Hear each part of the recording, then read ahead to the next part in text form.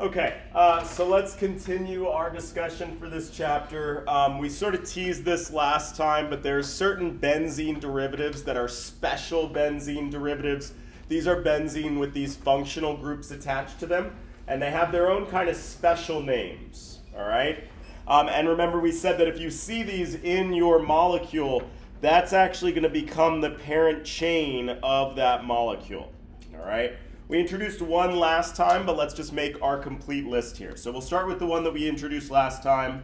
Again, these are all benzene derivatives, so we're going to start with that benzene ring, that six-membered ring where every other bond is a pi bond.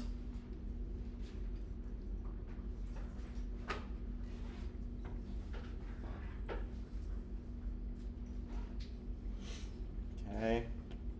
So if we have benzene with an alcohol group on it, this now has its own special name. This is what we call phenol.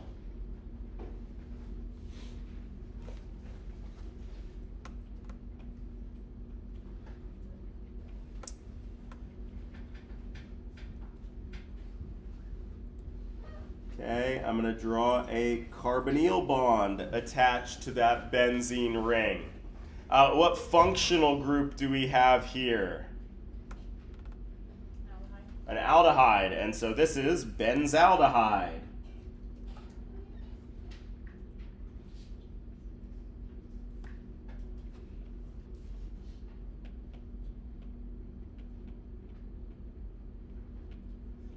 All right, now I'm going to draw that carbonyl group, but I'm going to stick a hydroxyl on the other side. And what is this functional group? Carboxylic acid. So this is benzoic acid.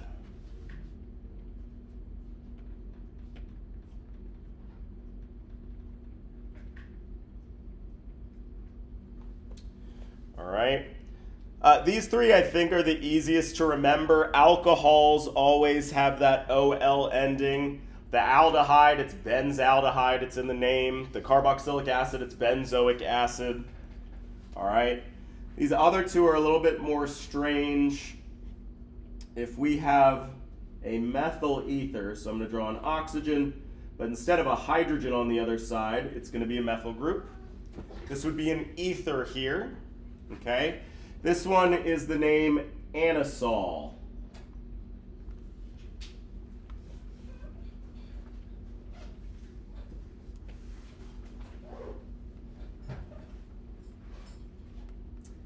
And if I put an amine group on there, a nitrogen, a primary amine group, this one is aniline. All right, and now it's like, oh crap, that does not just have the functional group name in the molecule name. How am I supposed to remember these? So one clever little trick, these are very similar sounding names, anisole and aniline. The anisole has the O in the name with our ether, just like our functional group.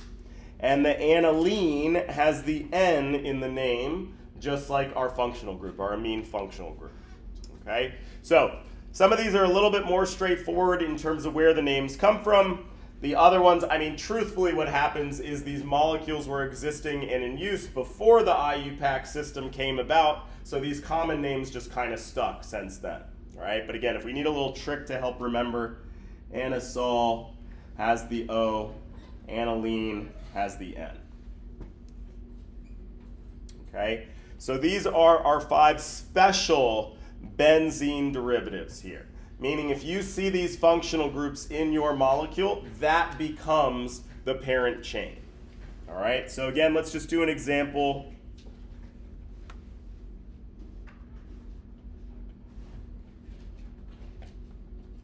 Let's do 2 actually to sort of hammer home what we learned last time. I'm going to do one di-substituted benzene derivative.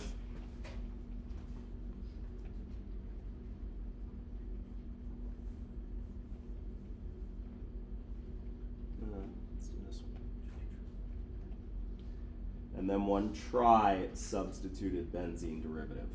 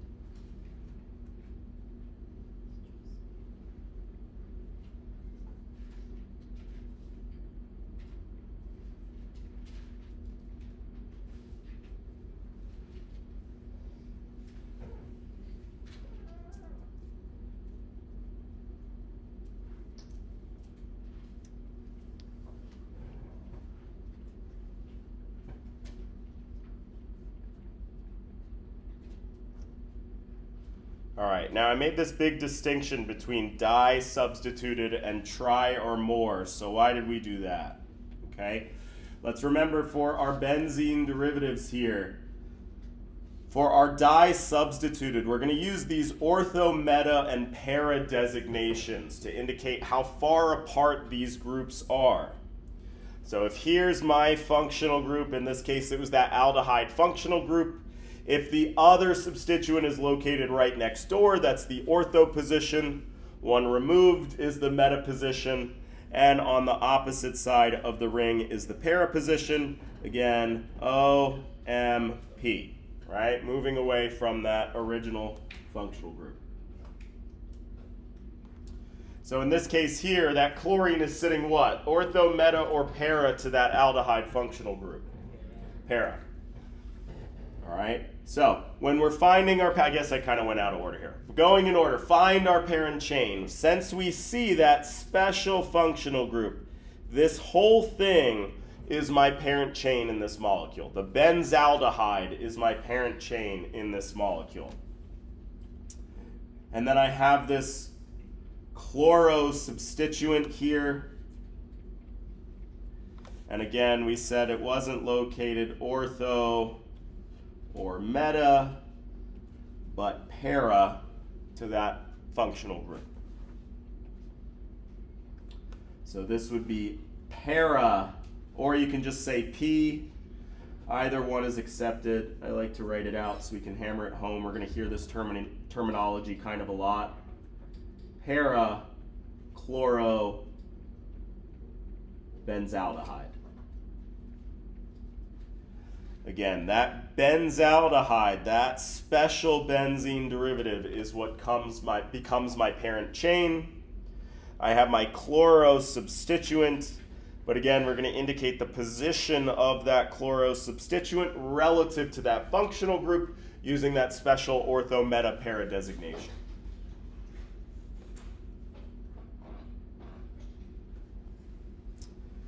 All right, so now this next one, are these substituents ortho, meta, or para to that ether group? Or trick question? Trick question. It only works if you got two things. All right, you can't use an ortho, meta, para designation if there's more than two things around the ring. It's specifically telling you how far they are spaced apart. So if we have 3 or more, what are we going to do? We're just going to do our regular numbering.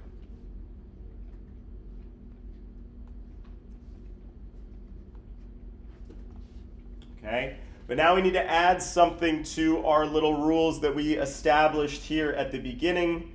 We're going to do our regular numbering, but remember, when we have a function, there's this really weird differentiation in nomenclature between functional groups and substituents, okay? And alkyl groups as well as halogens are classified as substituents. There's no concept of priority with those, but with functional groups, they have priority, okay? So when we have a tri or more, we're going to use our regular numbering system, but again, we're always going to remember to prioritize those functional groups. And again, this is going to specifically correspond to those special benzene derivatives that have those functional groups. So prioritize the functional groups in our special benzene derivatives.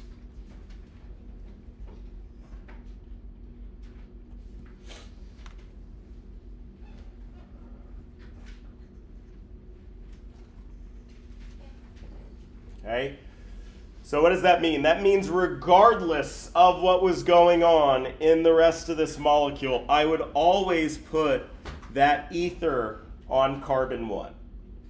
And then I'm going to go clockwise and counterclockwise. I'm going to pick the numbering scheme that gives me the lowest number in the name, but I'm always going to put the functional group of our special benzene derivatives on carbon 1. In this case, I want to go clockwise. Okay. Again, my parent chain is this whole special thing, the anisole.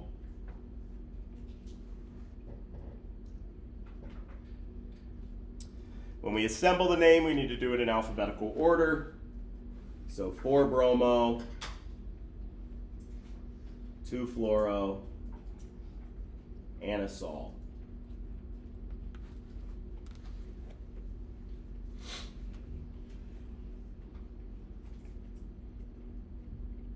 Got a bromo substituent on carbon 4, a fluoro substituent on carbon 2, and again, my parent chain is that special benzene derivative, the anisole.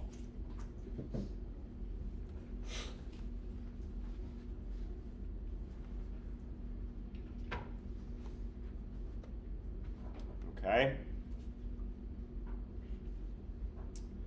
All right, so these are our 5 special benzene derivatives. If you see any of these functional groups in your molecule, that becomes the parent chain of that molecule. And again, if it comes to having multiple substituents, these functional groups are always located on carbon 1 if we got to do our numbering. There are 2 other benzene derivatives.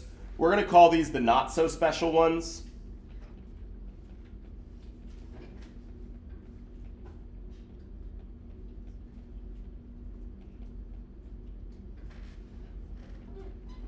Basically, you need to be able to spy these. They have their own name, but the whole rule about them being the parent chain doesn't really apply, okay?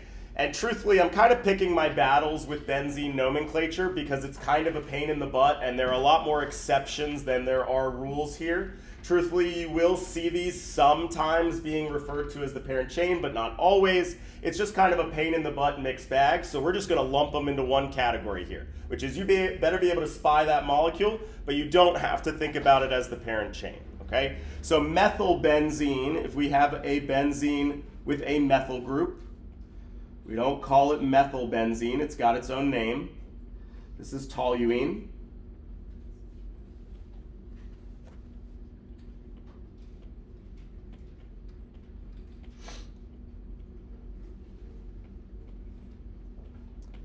All right, and dimethylbenzene also has a special name, which is a pretty cool one.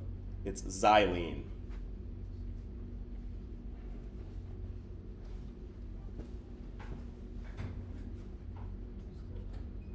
Okay, now For xylene in particular, and this doesn't apply to toluene because there's only the one substituent, but for xylene in particular, I could have those methyl groups spaced differently about this molecule.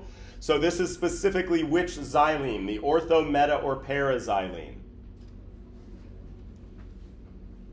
So let's pick one. Right next door, these are the ortho positions, then the meta, then the para. So this would be meta xylene. All right, draw me orthoxylene.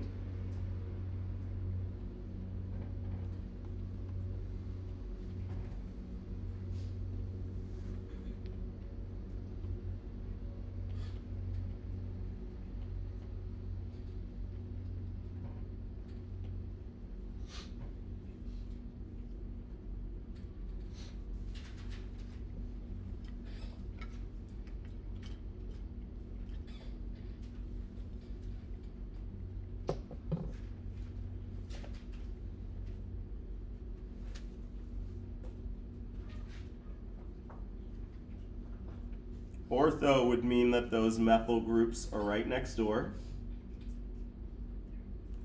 And for completeness, we could also do our para-xylene. That just means that those two methyl groups are on opposite sides of the ring.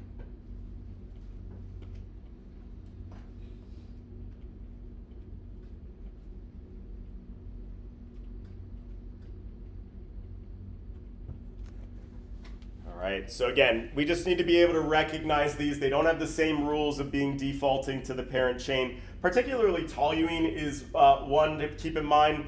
As we said last time, you don't really work with benzene much in the lab anymore because it's really, really bad for you. Toluene is a great stand-in that you use instead because it's got a lot of the exact same chemical properties as benzene, but it doesn't get into your skin and into your cells quite as easily. So typically, a lot of times where we would have used benzene in the past because we didn't realize how terrible it was, now we would substitute in toluene. So you would see this compound kind of a lot. I wouldn't be surprised if you use it at some point in your lab course this semester. All right. Cool. Okay. One more pain in the butt addendum here to put in our nomenclature.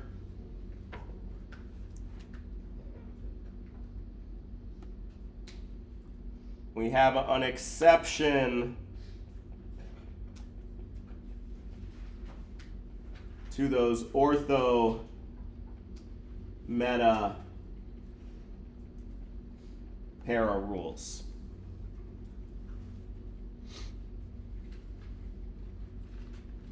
All right, look, I didn't make the rules, so don't hate me, but yes, there are some weird exceptions here. All right, so if you have two non-identical substituents, you number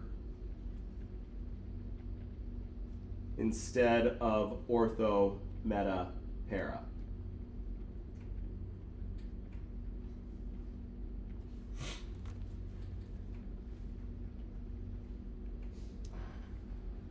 All right, so let's just see two examples side by side. One when we would and one where we wouldn't, where it would be an exception.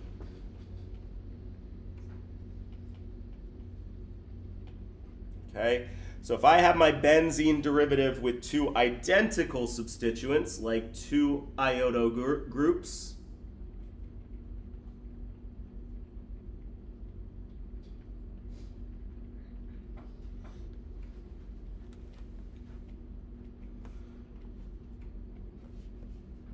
now these are identical, so I would use my ortho meta para designation. Okay, so take a second and name this one.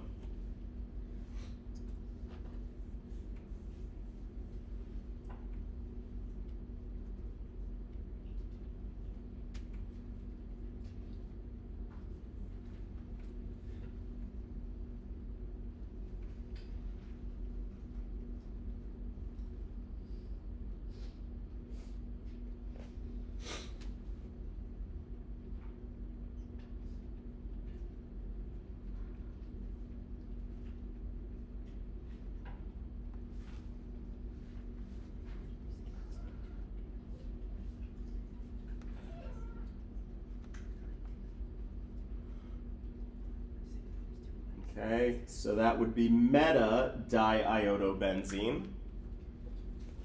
But now if I do the same thing but two non-identical substituents, okay, so now one of them's a iodo group and the other one is a propyl group, now you would just use your numbering as if it was a cyclohexane ring.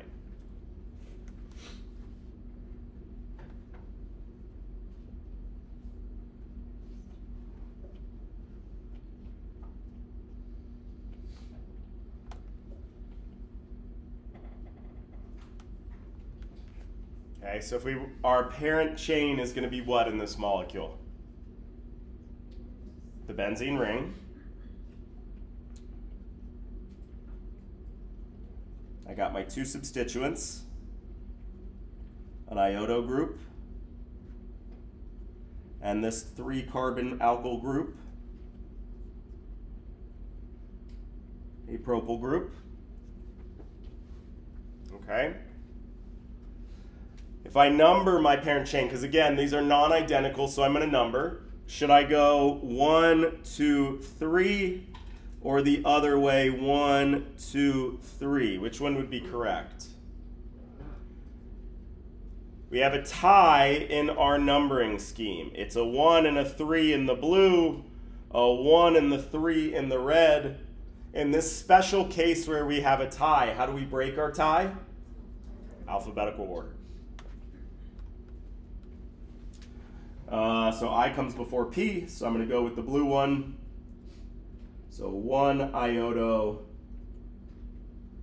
3 propyl, benzene.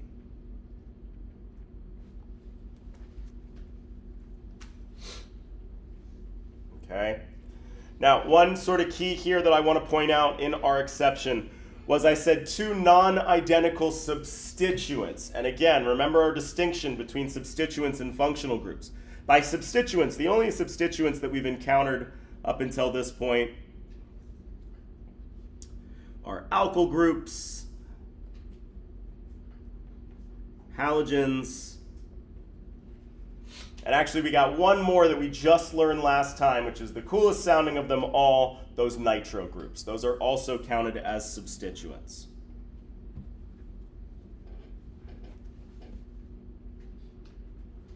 Right, remember substituents sit in the front half of the name, functional groups are in the back half of the name.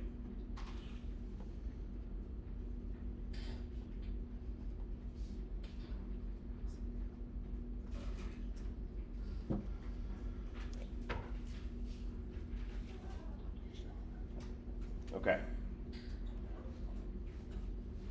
So now we're going to move on to kind of what the bulk of the chapter is. The chapter is called Aromaticity. Okay? So what the heck do we mean by aromaticity?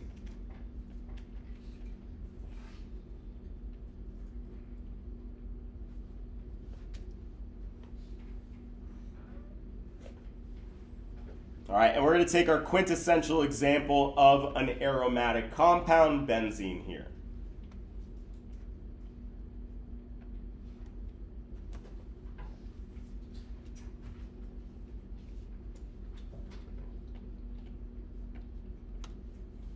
All right, so remember we talked about isolated dienes versus conjugated dienes. And when those dienes are conjugated, it provides this extra stability to this molecule, right? Well, now if we take a conjugated diene and we link it up into a ring, it's like conjugation on steroids. This thing is just super ridiculously stable, okay? So when we talk about an aromatic compound,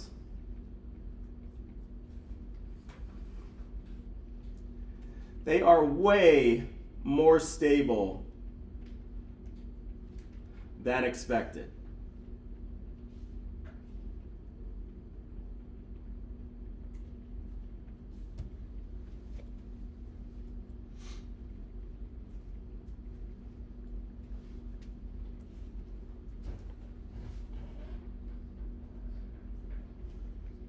Okay, but to be an aromatic compound, you can't just be a ring of double bonds. You actually got to meet two special criteria. So one, you are a fully conjugated ring.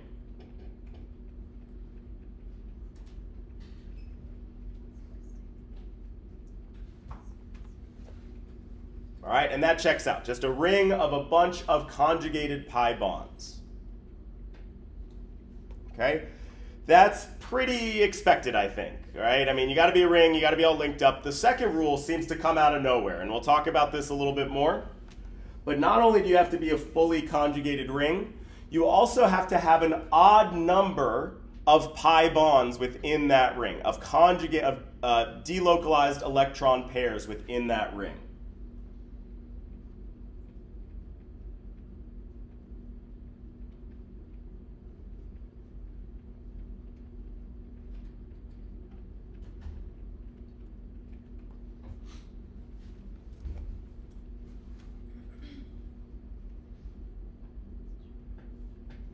Okay, so let's just convince ourselves real quick that benzene is indeed an aromatic compound.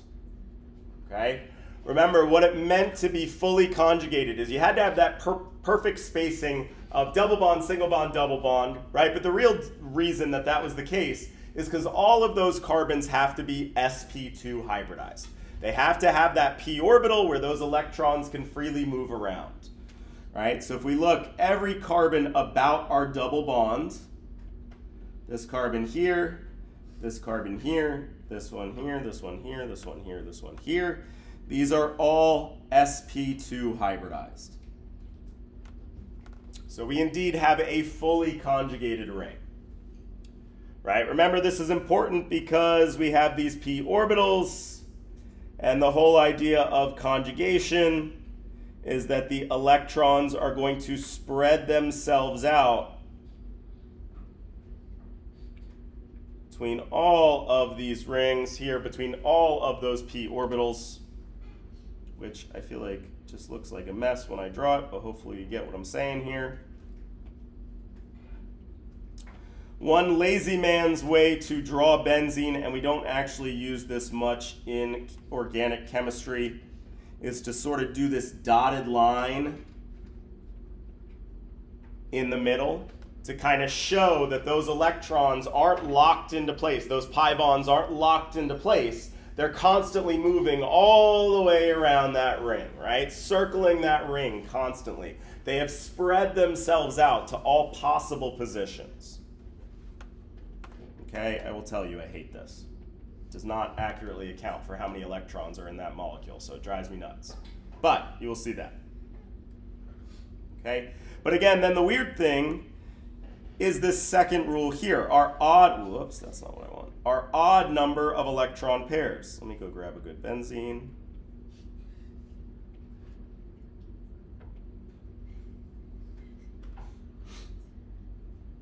Okay? So let's just convince ourselves. We said that benzene was a fully conjugated ring. Got all of our sp2 carbons.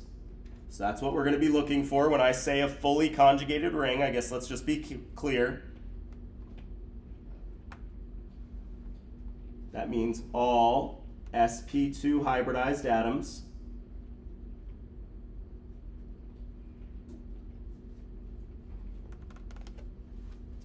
But now we have to have an odd number of delocalized electron pairs here. Okay? So electron pairs we're counting. So each of these pi bonds that are delocalized counts as one electron pair. And we got 3 of them. So do we have an odd number of electron pairs? Cool. All right, so benzene meets this criteria here for being super stable aromatic. All right? Let's just use these rules for, we'll talk a little bit more about why there's this stability and why these rules exist, but let's make sure that we can apply these 2 rules to different molecules, okay?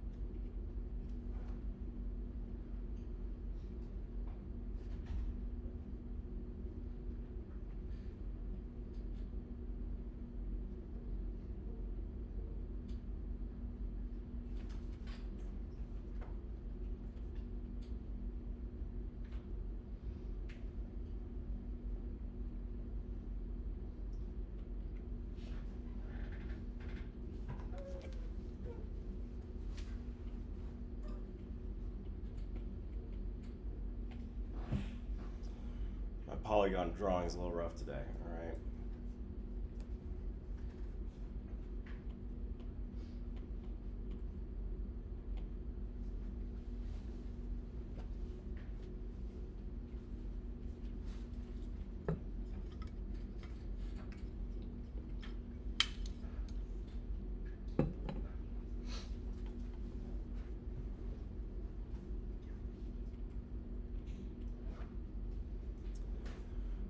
Okay, so we said if it satisfies both of these rules, we consider that to be aromatic, right? So benzene, we gave that aromatic designation because it followed rule 1 and followed rule 2. All right, so let's go to this one right here, cyclopentadiene. Okay, do we have a fully conjugated ring? All right, let's see. This carbon right here that's attached to this pi bond, that's sp2. So are these attached to these pi bonds. All of these are sp2. What about this guy right here? That is not sp2 hybridized. There are 2 carbon bonds and 2 hydrogens on there. This would be sp3. So this thing right here breaks the conjugation in that ring. There is no p orbital for those electrons to freely move in a circle. So this one right here violates rule 1.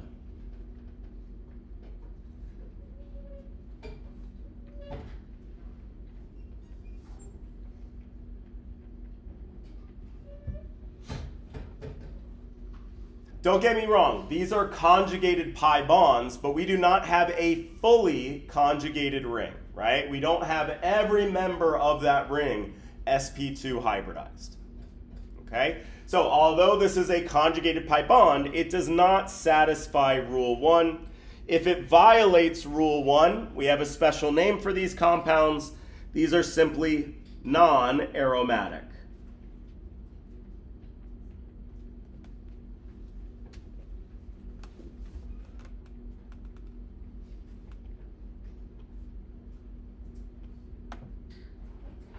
All right?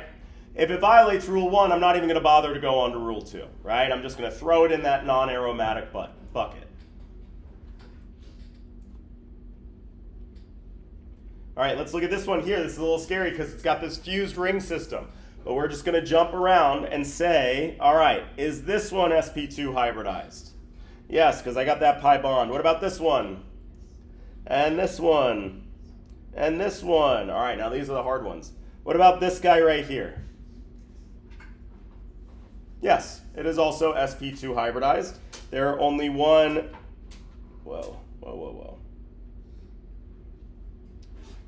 There are 1, 2, 3 bonding regions. There's no hydrogens on that carbon, right? So this is still sp2 hybridized. If I move around my ring here, all of these carbons are indeed sp2 hybridized. So now I'm going to move, so we check. We satisfy rule 1. Let's move on to rule 2 here. I'm going to count the number of delocalized electron pairs. All right, so these are these pi bonds. 1, 2, 3, 4, 5. Do I have 5?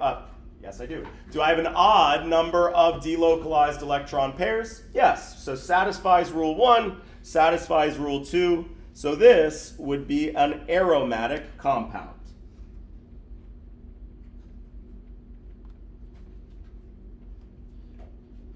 Okay, because again, satisfies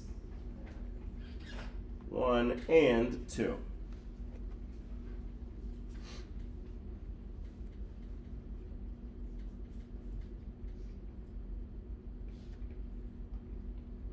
All right, now let's move on to this wonky looking stop sign over here. Okay? Let's see if we have a fully conjugated ring. Are these all sp2 hybridized carbons? This one's about a double bond. This one is. So I go around my ring. Check. Okay? So this one satisfies rule 1.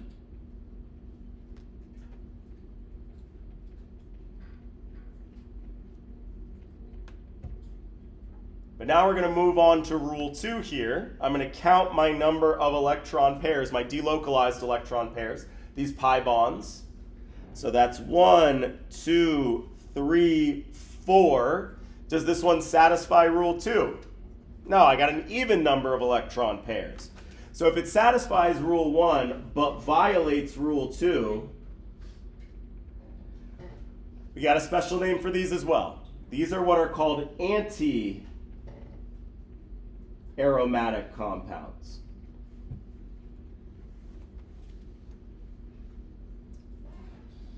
All right, and we'll talk a little bit more about why this is next class period, but for right now, aromatic, good, super duper stable. Non-aromatic, meh, just a regular old conjugated diene. Anti-aromatic is bad. Anti-aromatic compounds are far less stable than you would predict based on just looking at this conjugated ring. You'd be like, oh, they're all conjugated, they're happy. No, no, no. We're going to see, for some reason, when you got that even number of electron pairs in there, it's terrible. It's way worse than you would expect it to be stability-wise. Okay? All right, so let's just do some more here. And I will say, I guess, let's take a step back. This is the name of the game here. You're going to be given a molecule, and you're going to classify it as being aromatic, non-aromatic, or anti-aromatic based on those 2 rules that we laid out, right? If it satisfies both rules, it's aromatic. If it violates rule 1, it's non-aromatic. You don't even move on to rule 2. But if it satisfies rule 1 but then violates rule 2, that's that super bad anti-aromatic. Okay, so actually let's do one more example together and then I'm going to let you loose on some on your own. Let's take this same cyclopentadiene. All right, originally there were these 2 hydrogens on this carbon up here. I'm going to get a strong base and I'm going to deprotonate that carbon.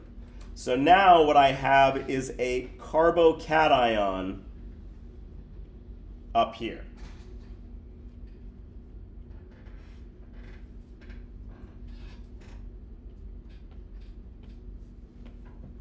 Okay. Cool. So we're going to go and we're going to do our first rule. We're going to see if we have this fully conjugated ring. Okay. Hopefully we can all see that these are sp2 hybridized. All right. But now what about this carbocation here? An important thing to remember about carbocations is that they are carbons with 3 bonds and no lone pairs. So they have those 3 electron regions. They are indeed sp2 hybridized.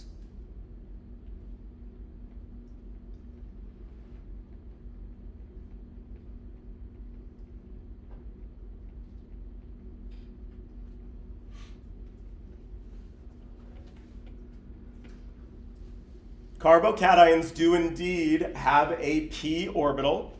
It's just empty, right? So carbocations, that's part of what makes them so great at accepting pairs of electrons from nucleophiles, is because they're sitting here with this empty p orbital, ready to go, ready to accept a pair of electrons. So when you're going around your ring and you're asking yourselves, is this atom sp2 hybridized? Is this a fully conjugated ring? When you get to a carbocation, the answer is yes. Those carbocations are sp2 hybridized.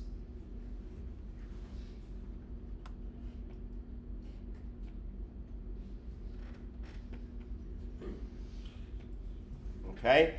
The big difference is, unlike our sp2 hybridized carbons in the rest of the ring, that p orbital is sitting there empty. So they're not contributing any electrons to the ring here. They don't have any electrons that they're delocalizing, but they're just sitting there ready to go with an empty p orbital ready to accept electrons. Okay? So carbocations sp2 hybridized, but they do not, they have no delocalized electrons.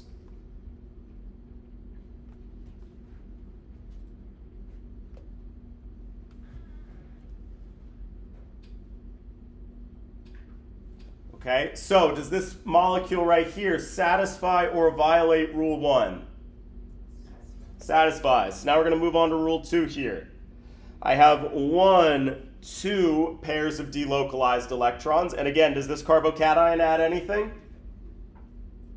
No, right? It's got an empty p orbital. So it's sitting there. It's got its hybridization ready to go, but it does not contribute any electrons to the ring. So this would be an anti-aromatic compound.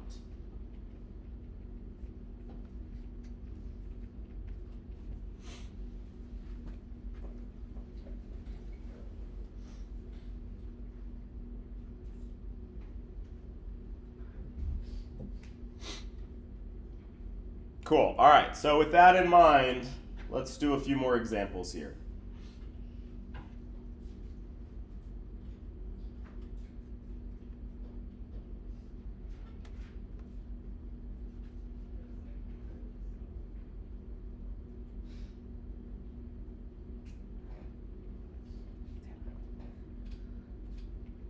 Oh, sorry. I guess let me finish this one off.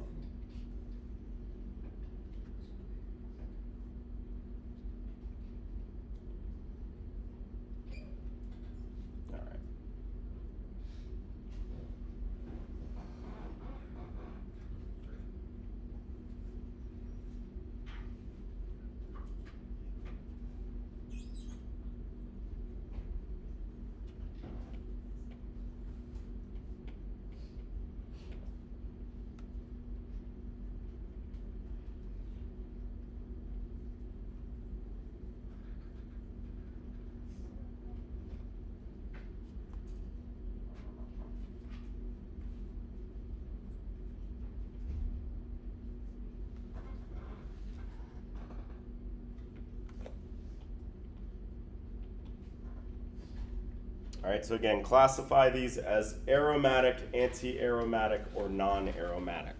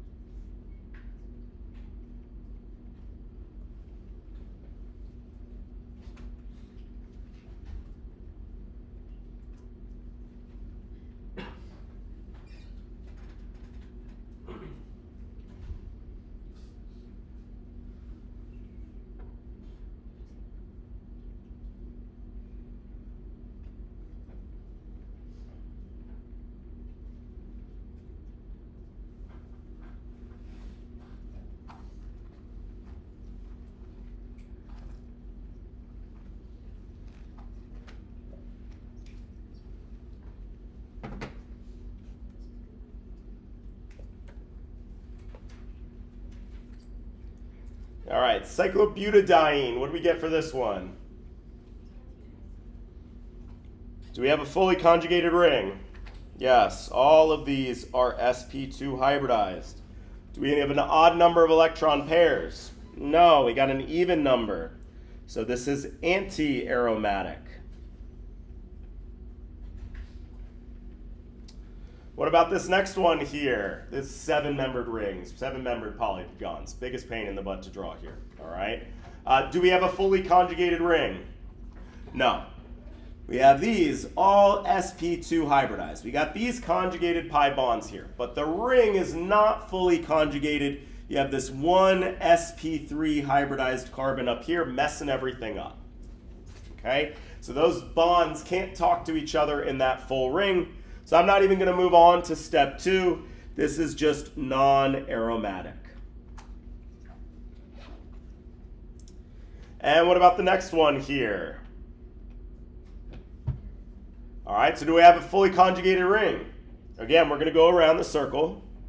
Yep, double bond, double bond, double bond, double bond, double bond. And then I get to this carbocation. I'm like, crap. Is this also sp2 hybridized? Yes, carbocations are sp2 hybridized. Cool. So my ring is fully conjugated. Those electrons can move in a circle. So now let's see if they're happy to do so. We need to figure out how many electron pairs we have. All right, so 1, 2, 3, and what about that positive charge? No, it's not bringing any extra electrons. It's just got that empty p orbital. So I do have my odd number of electron pairs. This would be an aromatic compound. Okay? Cool. So for right now, we've introduced this idea of aromaticity, and basically all we've said about it is that aromatic compounds are super stable, and they have to meet these 2 criteria here. They have to have a fully conjugated ring, but also this kind of odd one where there has to be the odd number of electron pairs. Okay? If you meet both those criteria, you're aromatic. If you don't meet the first one, you're just non-aromatic. You're just conjugated double bonds. And then if you meet the first one but not the second one, you're this extra bad category called anti-aromatic. All right? So given the structure here, should be able to apply those rules to determine whether a compound is non-aromatic, aromatic, or anti-aromatic.